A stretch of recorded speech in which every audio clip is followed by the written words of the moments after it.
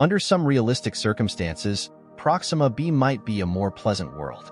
Regretfully, models indicate that the freezing off of volatile gases on the night side may make tidally locked planets' atmospheres vulnerable to abrupt collapse. People have speculated about what life might be like on other planets for a very long time. The most powerful telescope currently in use, the James Webb Space Telescope, JWST, has made it possible to finally investigate that question while studying Proxima Centauri, the star system that is nearest to Earth and barely 4 light-years distant. Researchers have observed some oddities coming from Proxima B, one of the planets in the system. The brightest minds in science have been perplexed by these abnormalities, known as artificial lights. However, what are they? Do these lights point to the possibility of sentient life on Earth? Come along as we discuss James Webb's potentially game-changing finding of city lights, which is alarming. As far as we know, there is only life on Earth. People have wondered whether there is life elsewhere in the universe ever since civilization began. The search for extraterrestrial intelligence, SETI, project was started in 1984 by American astronomers Jill Tarter and Thomas Pearson to conduct just such an interstellar search. The nonprofit's goal is to collect radio signals from space because, due to their longer wavelength, radio waves are more likely to be picked up by the 42 radio telescopes that comprise the rare Allen Telescope Array in the Cascade Mountains of California. But no authentic alien signal has been found in the last 30 years. After that, the successful launch of the JWST contributed in the investigation of a variety of new planets orbiting far-off stars. With its highly sensitive detectors and its position as the world's largest telescope, situated approximately 1 million miles from Earth, it holds great potential to make important discoveries. More than 4,000 exoplanets have been found orbiting other stars since the year 2000, when there were no known planets outside of our solar system. NASA estimates that there could be trillions of exoplanets in the cosmos. Alien plant life may contain the first indications of life outside our solar system. When the Galileo spacecraft, which was headed toward Jupiter, turned its instruments back toward Earth, it discovered a clear trace of plant life in the form of the vegetation red edge, VRE, biosignature, which is a combination of red and infrared light reflected by plants. For example, a planet like Earth with a jungle covering should produce a strong and discernible VRE signal. The VRE of distant, Earth-like planets in the habitable zone surrounding stars will be measured by JWST, and this data may reveal crucial indicators of life in the exoplanet's atmosphere. The JWST might be able to track sunlight as it enters a planet's atmosphere and crosses its star. Spectroscopy would then be used to find the missing wavelengths, since the atmosphere's atoms and molecules absorb particular wavelengths, giving the JWST a unique fingerprint that it can identify. The composition of the atmosphere and the possibility of life may be ascertained using this technique. Planets the size of Earth and with atmospheres largely composed of carbon dioxide, nitrogen, and oxygen might support life. It can be possible to identify technological life by searching for components that aren't often present. For instance, aliens seeing Earth's atmosphere from a distance would probably note the presence of chlorofluorocarbons, CFCs, which are produced for use in cleaning supplies and refrigeration.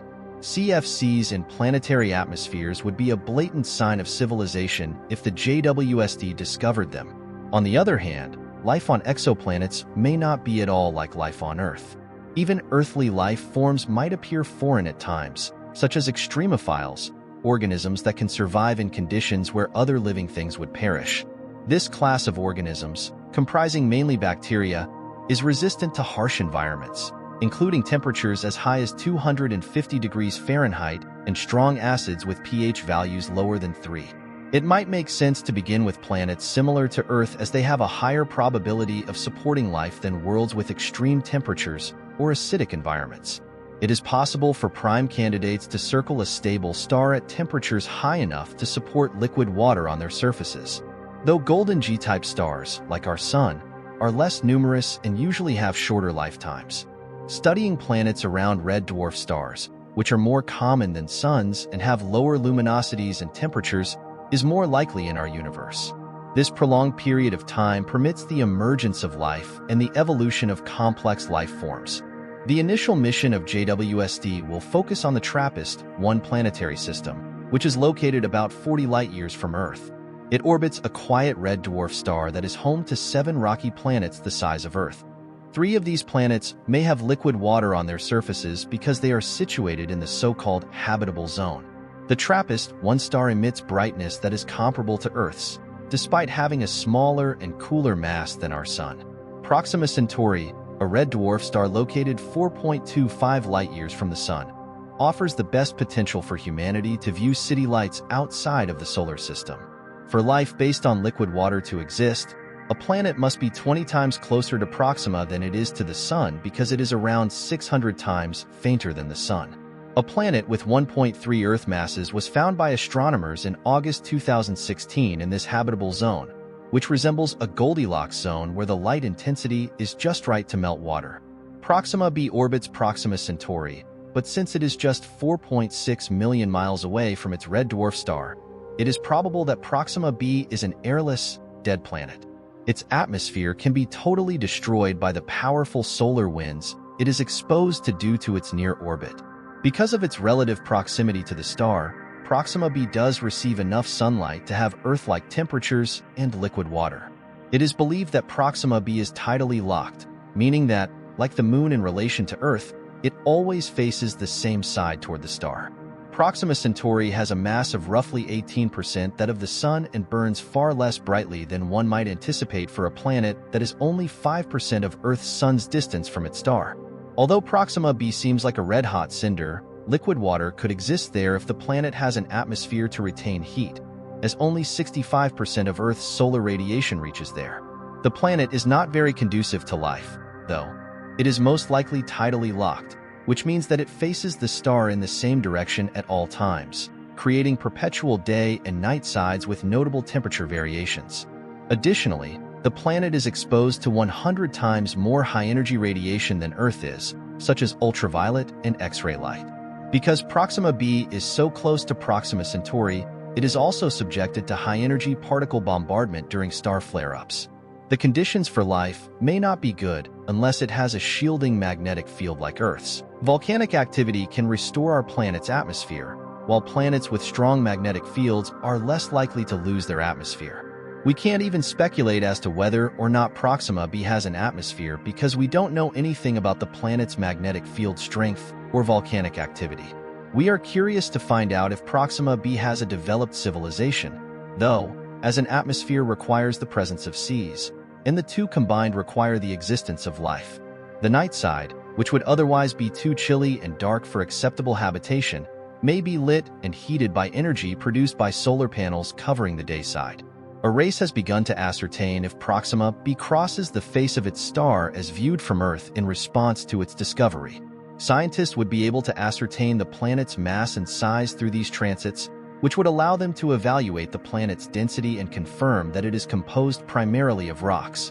This would also provide insight into the composition of those rocks. Starlight flowing through the planet's atmosphere during a transit may reveal information about the nature of the object. That being said, there is just a 1.5% chance that the orbit will align properly for scientists to see a transit. The tendency of the star to flare adds to the complexity. A rocky planet absorbs sunlight and re-emits it as infrared radiation due to stellar heat, according to Columbia University astronomer David Kipping.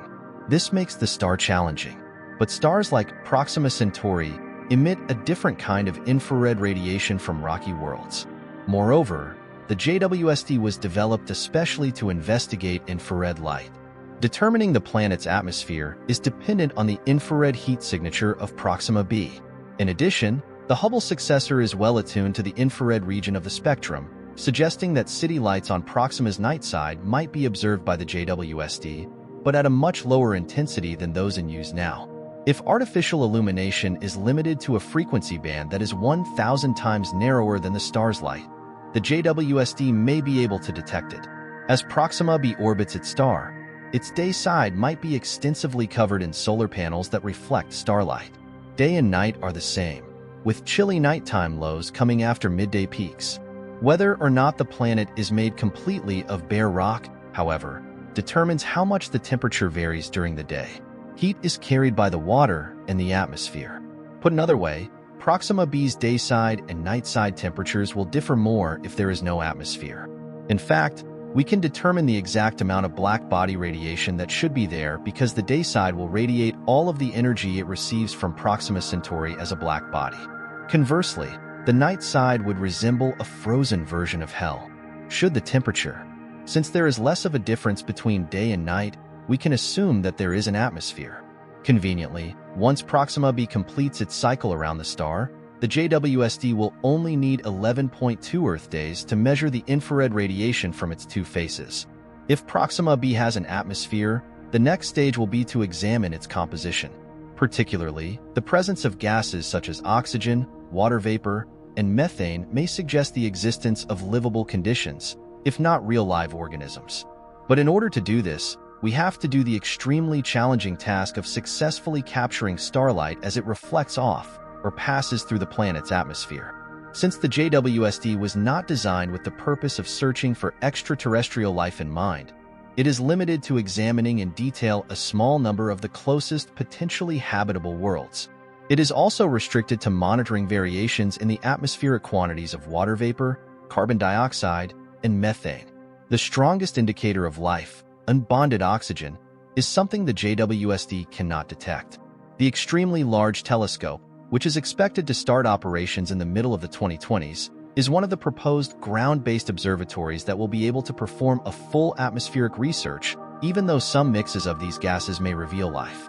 One of the substances that the JWST could be able to find is ozone. The data from the JWST may be useful for 10 years from now, if those telescopes remain in service. More potent space telescopes might use state-of-the-art methods to filter out the glaring brightness of a planet's parent star and expose sunlight reflected back from the planet itself. It would be like covering your eyes to see farther away. This could be accomplished by big external umbrella-shaped satellites or tiny interior masks in space telescopes of the future. It is significantly simpler to investigate light reflected off a planet once starlight has been suppressed. Regretfully, non-biological forces can also produce most of the gases released by terrestrial life. For instance, sunlight can cause photosynthesis, which is the process by which water molecules are changed into oxygen and hydrogen, while methane, a gas, is emitted by both volcanoes and cows. Astronomers will inevitably come across some false positives when looking for extraterrestrial life. Thus, in order to determine whether a planet of interest geology or atmospheric processes can mimic a biosignature and assist in excluding false positives, astronomers need to have a solid understanding of the world. The next round of planet research could yield the strong proof needed to prove that life exists. The initial data from the James Webb Space Telescope provides us with a sneak peek at the major breakthroughs that are yet to come. One of the most important unanswered problems in science is whether life exists elsewhere in the universe. Perhaps there is plenty of life in the universe, or perhaps we are all by ourselves, alone on a lonely planet far out in deep space. In either case, the final answer will probably need considerable philosophical or psychological changes among the participants. For decades, the hunt for extraterrestrial life has fascinated people, giving rise to a plethora of theories and myths. Technological advancements increase our grasp of the universe and open up new possibilities for life beyond Earth. In addition to improving our ability to find far-off planets, space telescopes like the James Webb enable in-depth examination of their atmospheres, which aids in the discovery of possible biosignatures by scientists. Furthermore, the study of exoplanets fosters cooperation amongst international scientific communities. International collaborations in space exploration promote resource pooling and knowledge exchange, raising the likelihood of important discoveries. Because results are frequently disseminated to a large audience, stimulating interest and imagination, these cooperative activities also serve to increase public interest in and participation with space exploration. Ultimately, thinking deeply about our existence is prompted by the philosophical ramifications of discovering life elsewhere. Would the finding of alien civilizations alter our perception of the meaning of life? These inquiries force us to reconsider our place in the cosmos and our connection to our home planet.